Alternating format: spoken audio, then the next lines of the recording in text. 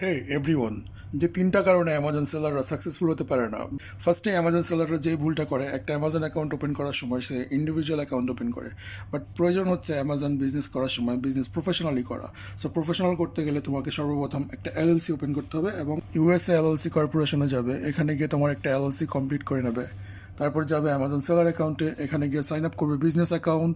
তারপরে যেতে হবে তোমার কিপা.কমে, এখানে গিয়ে তোমার একটা উইন প্রোডাক্ট সার্চ করতে হবে, যে কারণে মোস্ট অফ দ্য অ্যামাজন সেলাররা বিজনেসের মাঝখানে চলে যায়, কারণ তাদের কাছে উইনিং প্রোডাক্ট থাকে না। সেক্ষেত্রে কী করতে হবে, একটা উইনিং প্রোডাক্ট বের করতে হবে, আর সেই জন্য তোমাকে কিপা সাবস্ক্রাইব করতে হবে। তো মোস্ট ইম্পর্টেন্ট যেটা হলো সেটা হচ্ছে তোমাকে প্রোডাক্ট অ্যাডভার্টাইজিং করা জানতে হবে। অ্যাডভার্টাইজিং যদি করতে না পারো প্রোডাক্ট সেল হবে না, আর প্রোডাক্ট সেল না হলে তোমাকে বিজনেস ছেড়ে দিতে হবে। সো ফার্স্টেই তোমাকে জানতে হবে প্রোডাক্ট অ্যাডভার্টাইজিং কীভাবে করতে হয়।